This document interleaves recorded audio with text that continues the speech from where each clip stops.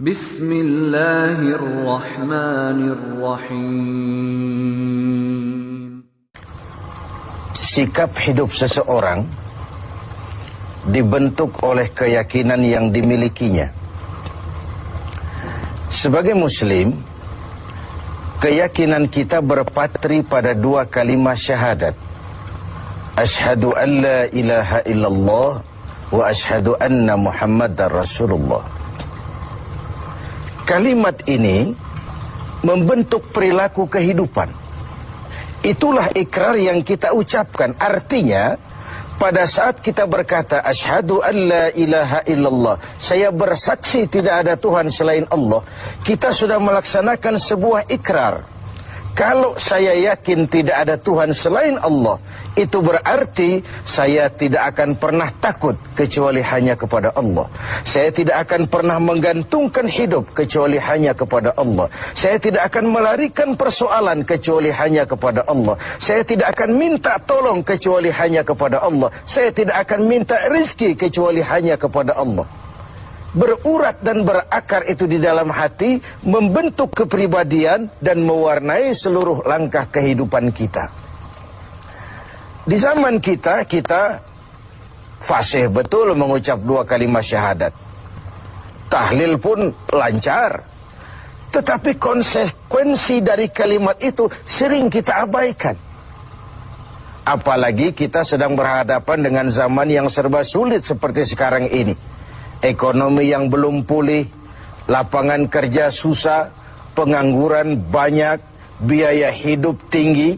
Orang mudah mengalami proses pergeseran nilai. Sholatnya masih menghadap Allah, tapi kepengen dagangan laris menghadap dukun. Dicampurlah itu, iyyaka na'budu wa dukun nasta'in.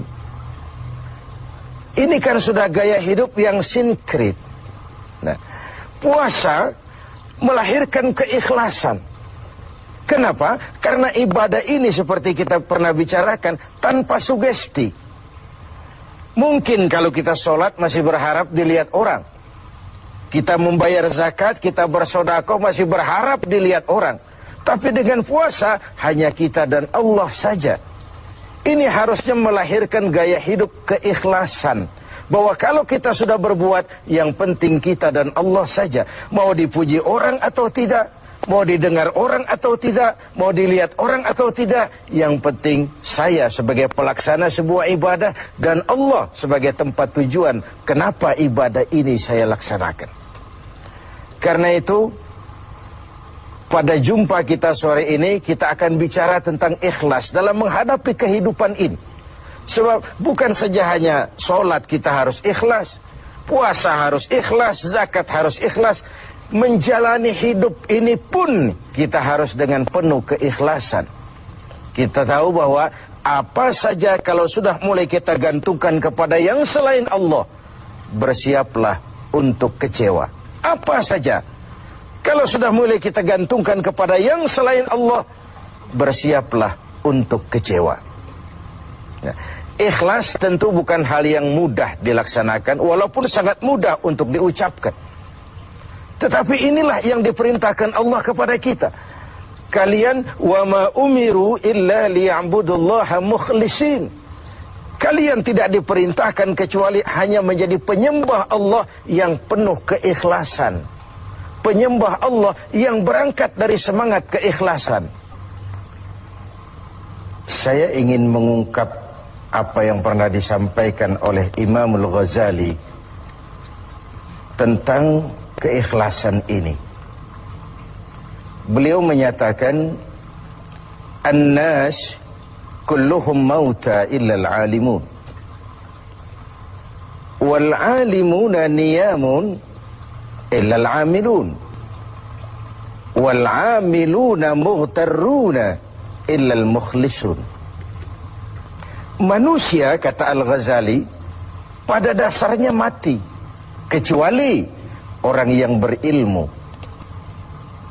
Orang yang berilmu walaupun dia hidup, tidur, kecuali yang mengamalkan ilmunya.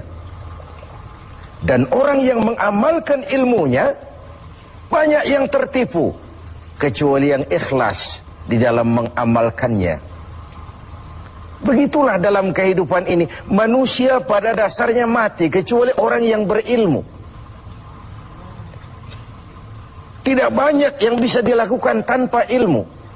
Ilmulah yang membuat manusia itu hidup, bergerak, berbuat, berkembang, tumbuh menjadi lebih maju. Ilmu dalam sebuah ungkapan lama membuat hidup jadi mudah. Seni membuat hidup jadi indah. Dan agama membuat hidup jadi terarah. Dengan ilmu hidup jadi mudah. Apa yang hari ini terjadi di benua lain, hari ini juga kita tahu dari kamar kita. Dari kamar kita bahkan kita bisa ngobrol ke luar negeri. Itu kemudahan yang terjadi karena faktor ilmu.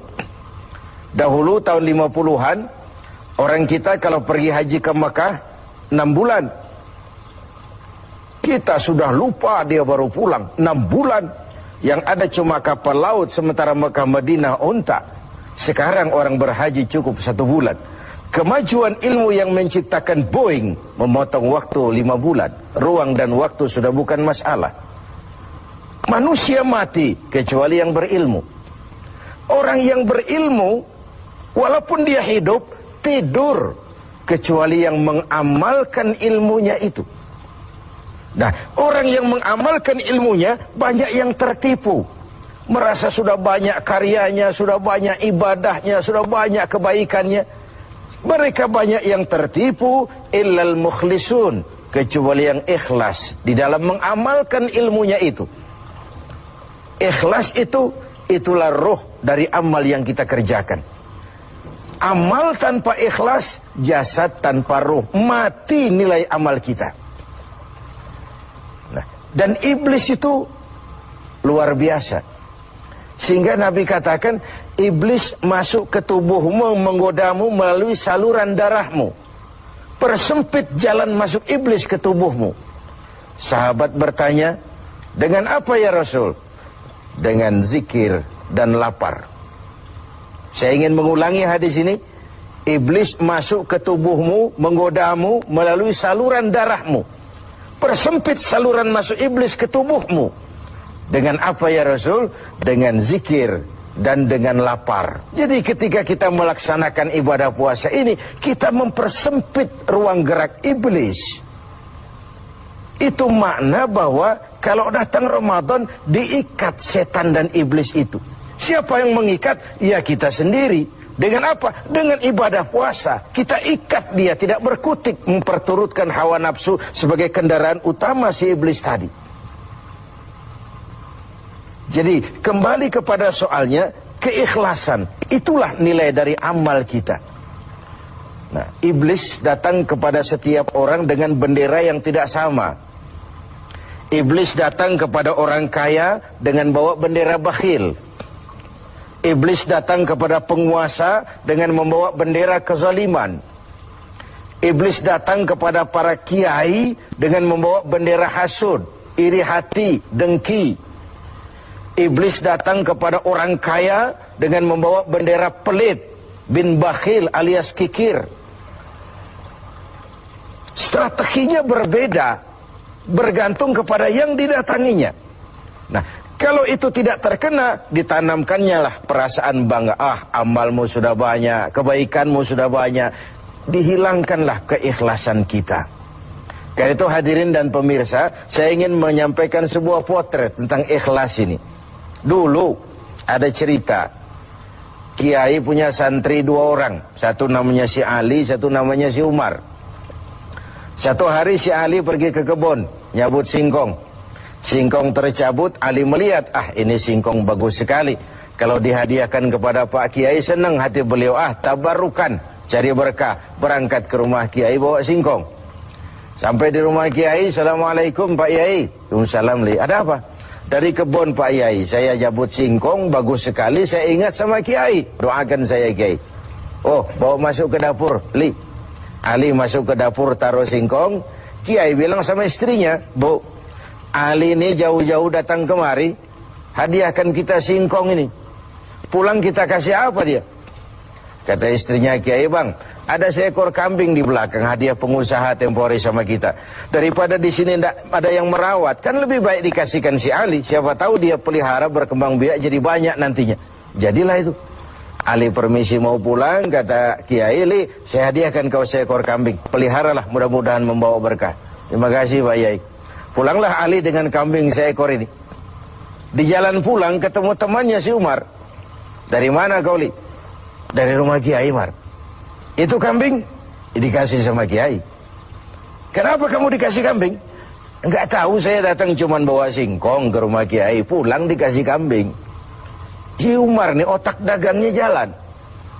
Kalau Ali saja bawa singkong dikasih kambing, bagaimana kalau saya bawa duren?